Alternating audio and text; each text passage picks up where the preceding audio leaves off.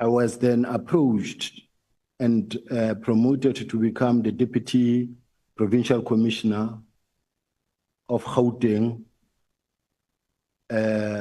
responsible for the Directorate for Priority Crime Investigation, which is the DPCI in Gauteng. And then members will realize that it is at a time when the management of the South African Police Service decided to bring General Petros from Western Cape, who was doing well here in the Western Cape. They sent him to Gauteng because Gauteng was under pressure. When you look at the provinces, Western Cape was always #1, but Gauteng was #9 in terms of the crime fighting. As you fight crime, you check on the provinces which one is doing well and which one is not, is really suffering. General Petros was taken to Gauteng, and then I was part of the team of General Petros, which changed the whole scene in Gauteng in such a way that Gauteng became #1, no longer #9. I was there also with General Petros running the DPCI in Gauteng. And members and Chair, it is at that point in time when I was approached to conduct an investigation on the former Divisional Commissioner of Crime Intelligence, General Richard Mdluli. And I put the team together that were running the investigation, leading to the arrest of Richard Mdluli. And it is at that point in time that I actually made a lot of enemies within crime intelligence sector. Many cases were opened against me, and to an extent that even when they brought in General Ntlameza, who was to take over from General Mdluli, he immediately suspended me, immediately charged me for fraud and corruption on fraudulent kilometer claim, including the illegal rendition of the Zimbabweans. I was charged for the illegal rendition of the Zimbabwean. And when you look at the people who actually were involved in the arresting of those Zimbabweans, all of those people who were arrested by crime intelligence. And crime intelligence were even given or awarded letters of commendation, but I'm the one who was charged for illegal rendition. I got charged for fraudulent kilometer claim. When you go to court before a magistrate, the magistrate asked the prosecutor, why did you charge this man? The prosecutor says, into the court record, the records are there with the voices of the prosecutor saying what I'm saying that I know there was no case, but I was instructed to put the matter on the court roll. Now, Chair and members, this took me almost 7 years to fight this thing to return back to the police, having been dismissed for crime I did not commit, which is the similar situation I'm facing now. Sorry, General. So just following that sequence of your employment, so the time lapse between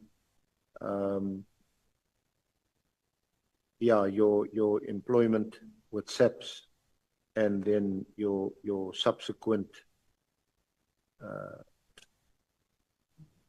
re-employment on the 1st of July, when you returned as the component head of organized crime. Prior to that, you were employed by the city of Joburg. That's correct, Chair. That period of employment, was that following the charges and the finding of guilty from Major General Ntlameza, the charges he brought against you? That is correct, Chair. So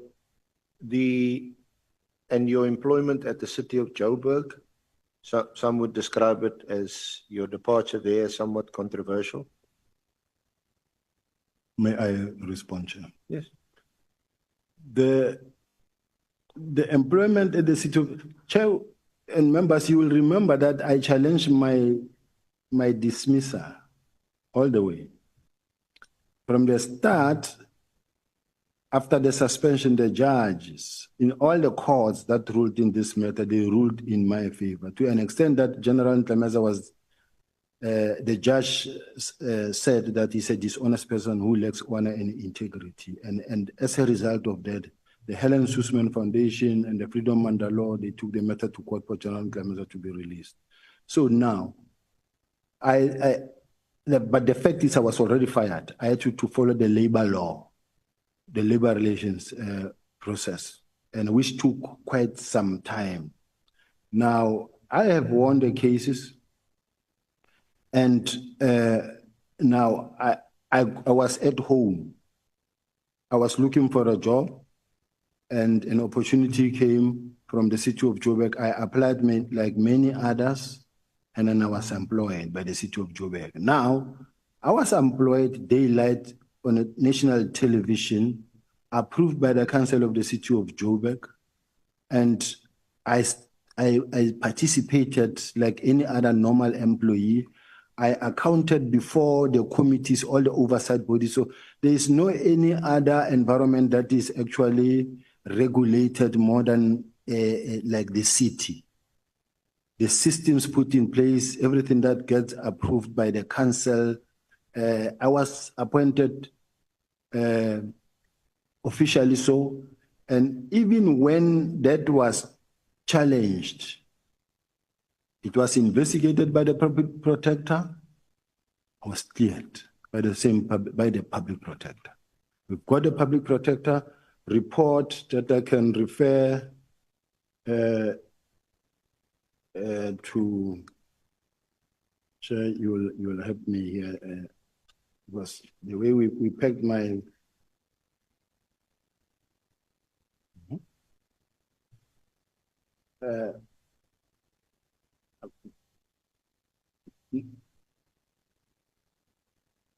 We've got a public protector report in the bundle, Chair. I will just. No, it's not there, but it's Yeah. fine. So you were appointed by the city of Joburg, but you had also left there. I left. Well, what was the circumstances of your departure there? Because of the fact that I joined the police when I was 20 years, and today I'm 57 years. So I grew up in the police. My job is that of the police. I was there because I had no job at that point in time. But the moment the labor court appeal gave me the result that says you are being reinstated with effect from the 1st of July, I went back to the South African Parliament. Oh, okay. So that explains your reemployment. It wasn't even a reemployment with SAPS, it was a reinstatement. Reinstatement, as if I never left. So the labor court found that you had been unfairly dismissed, unfairly treated. Unfairly and substantially and procedurally dismissed. And the primary remedy for the labor court in cases of unfair dismissal is always reinstatement.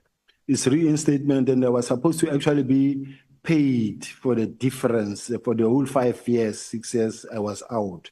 But because I was already employed, it cannot be, because it's being looked at as double dipping. Yeah. So the court said, no, we'll only reimburse you for the period you were unemployed. But for this other one, you were already employed, so we can't pay you since then. So your reinstatement at SAPS on 1 July 2022 into the role of component head of organized crime in the rank of Major General, was that equivalent to the role you had occupied at the time of your dismissal?